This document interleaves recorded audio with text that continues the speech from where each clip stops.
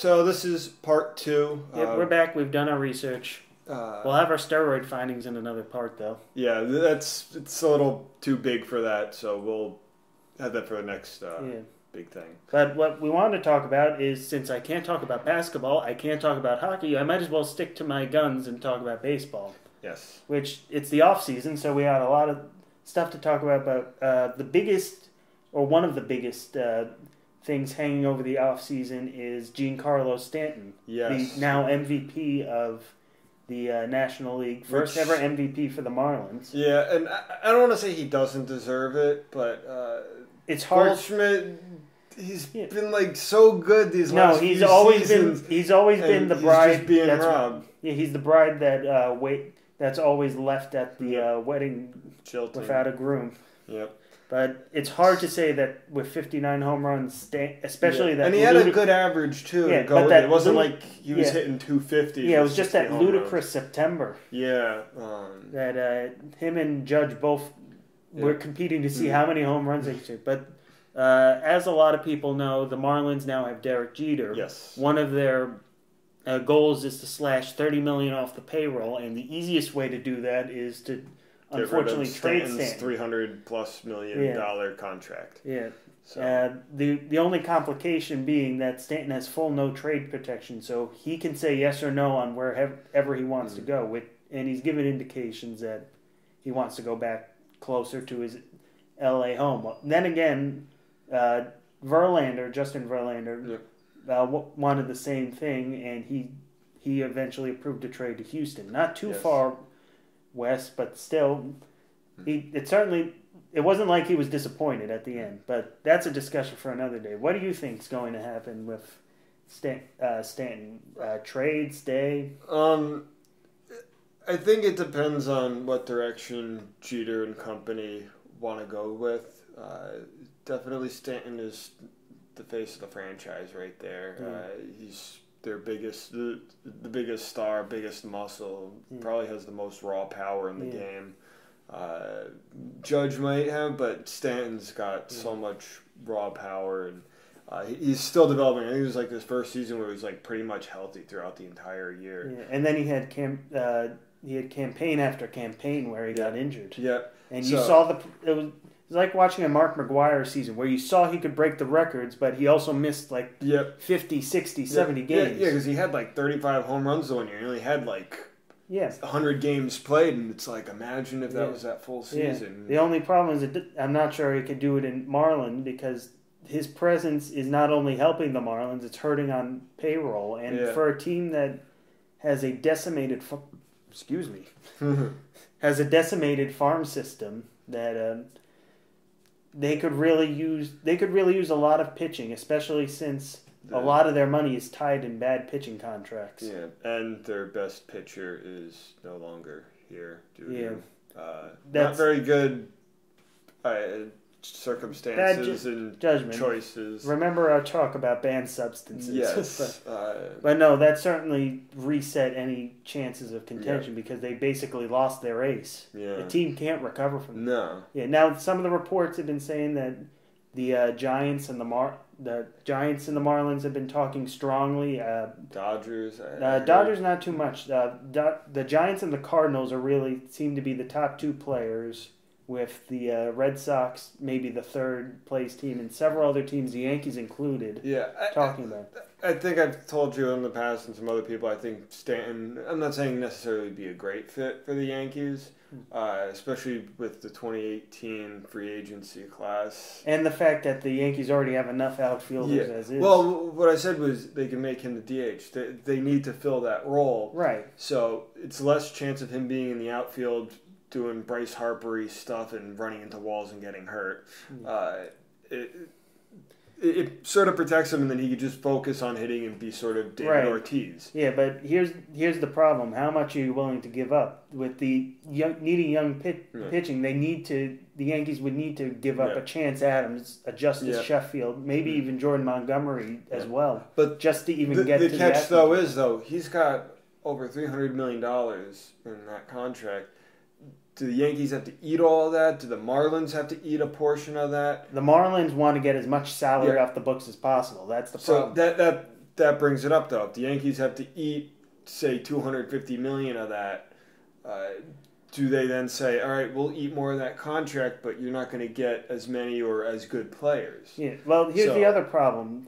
Do you trade prospects and grab Giancarlo Stanton for $200 million worth of his contract, or do you put the money into other places and believe in Clint Frazier and some of the other young outfielders that are coming up, and pay them much less, keep yourself under the luxury tax, and reinvest yourself in other projects? Yeah, I as much as I'd love to see Stanton be the DH and smack the hell out of the ball at Yankee Stadium, and I don't think it's a very good financial thing. They've been talking about being under that luxury tax threshold and everything. And this is the best year to do it. This is the best thing to do it. And then as soon as they do that, because they've got all these young players now, they can get under it, and then use 2018, that, you turn that, and maybe you can land Machado to play third base. Maybe, I don't know. Don't forget extensions for these young guys. You need to lock up Didi Gregorius.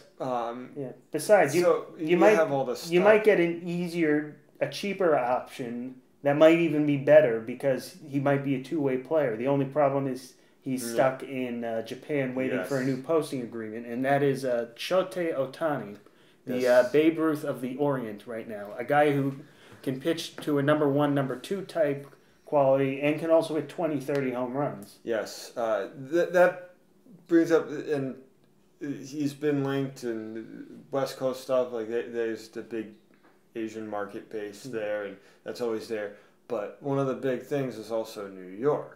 Yeah. And my favorite player, Hideki Matsui, has now been in talks to try and bring him over to the Yankees. And he did a good job bringing over Masahiro Tanaka. Yes. Like it or hate it that he opted into his last 3 years. Yes. He was brilliant down the stretch and in the postseason. Yes. Even I didn't think that he would have been a good move. And at the very least, it wasn't his fault the Yankees lost in the ALCS. No. But the interesting thing with Otani is he's apparently not motivated by money because at his age, he's subject to international bonus money rather than dishing out a giant free agent contract. In which means 2 years, something like that? Yeah, you could have waited 2 years or so and gotten hundreds of millions of dollars maybe. Yeah. But instead, he's making himself offered to every team, even the budget-constrained Tampa Bay Rays have a shot. But since he's not motivated by money, that means he's motivated by location, which means you can probably X out any team that's significantly... Damn it. Sorry, we're going to have to do a cut on that. Mm-hmm. No cuts. Anyway, so budget constraints. Yeah. So we can X off every team that's below 500 by a significant margin, like the Marlins, or the Phillies. Well, maybe the Phillies, but like the Braves, any team that's really done bad in the last few years and it does not look like it has a plan. Mm-hmm.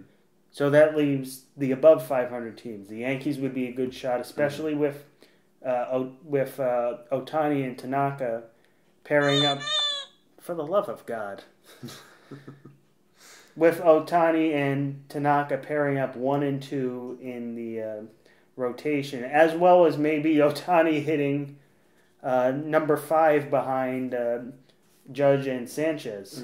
Well, Gregorius was getting a good decent amount of the number 4 hole. Yeah, but it's the question with someone like his power, if say they devote an equal amount of time between hitting and pitching, that he could very well be a cleanup type hitter. The only not question, on a though, full-time basis. Where does he fit in? The Yankees are in the American League with the DH. Well, remember how they've operated with the DH the past few years. Yeah. They haven't really committed one set position. Now, you kind of had that last year with Holiday for a time, and he was injured for a time. And even when he wasn't, he was rotated into the field. At times, he spent some time at first base. But he's going to be pitching, though. You don't want to... Yes, he pitches like every 5 days, so you could have him pitch, say, on Monday. And then hit 3 times. And then not have him hit like the day before his next start or something. And then he'll be, I guess, good to go. Or maybe, when he is pitching, though, does he hit? Do they give up the DH spot? Well, here's what you can do, and it's something that a lot of Yankee fans have been talking about, that last season Gary Sanchez bulked up, and that affected his defense in the season. Now, that doesn't mean he won't bulk down or get used to the bulk up with the next season, but you could see the Yankees sign Otani and then, say, an Alex Avila type, a third catcher of sorts, and then have Otani DH 3 days, 3 days per 5-start cycle, with the exception being the day before, either the day before or after the start and the start itself. Those other 2 days, you have Avila catch and Sanchez as the DH. Or you keep the fresh rotating DH players.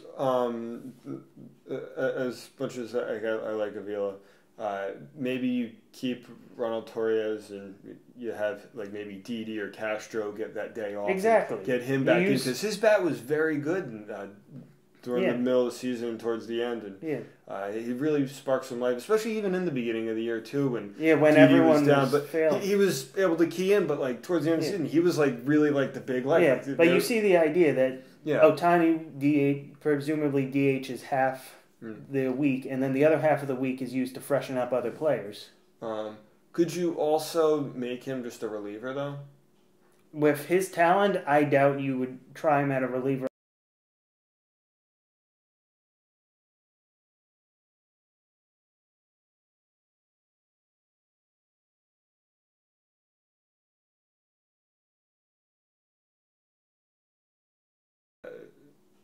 No. We finished that point. Yeah.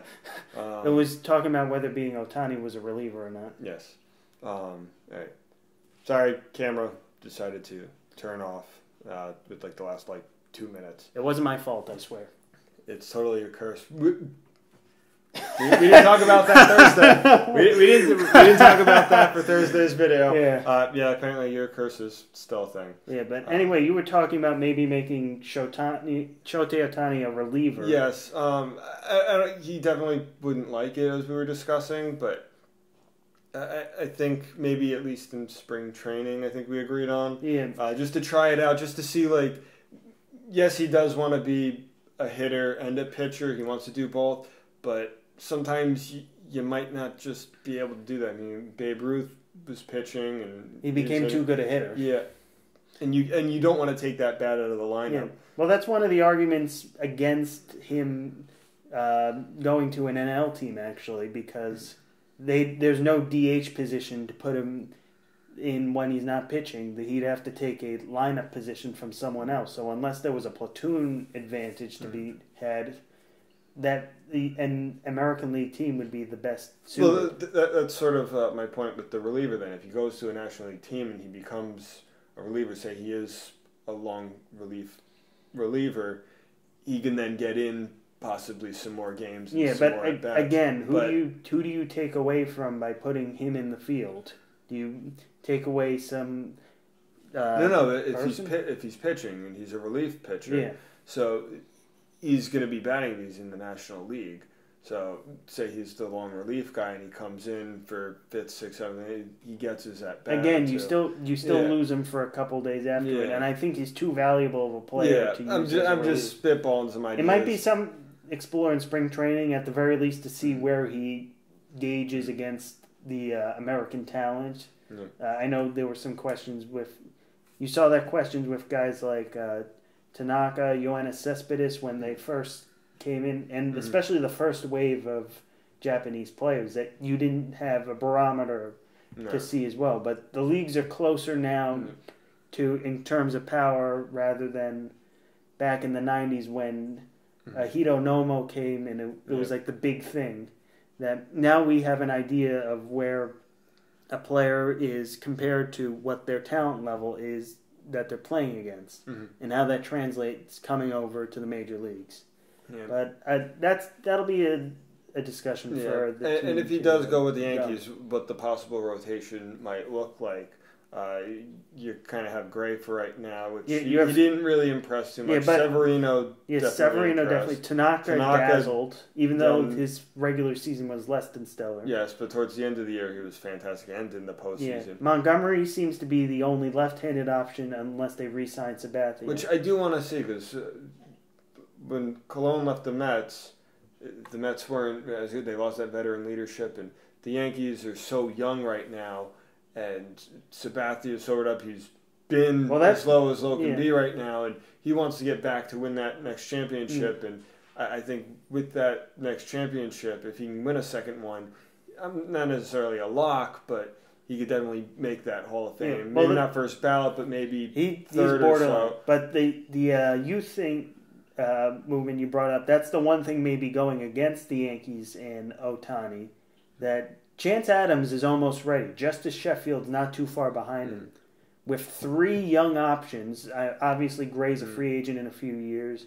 You have to dish out money for Severino eventually and the others. Well, but where you're starting to run out of rotation spots, and obviously you can use some as trade chips, but that also means you have to have a position needing a player that nets that caliber of a player. Certainly, circling back to Stanton, if you trade some of them for Stanton, that obviously clears future spots. But that's a cap. Yeah, that turns into a very complicated discussions that I like, but maybe you guys don't like hearing a long-winded. So this is where we'll end our Thanksgiving special right now. Yes. So thank you for being on again. Thank you for not forcing me to talk about basketball again. Yes, we'll have to sit down and watch an actual Celtics game together. Yeah. Well, certainly not a Knicks game. Well, Kristaps Porzingis is very good. And the Nets are actually sneaky good right now. They'll falter. We'll see. But that's a discussion for another day, so until then, see you then.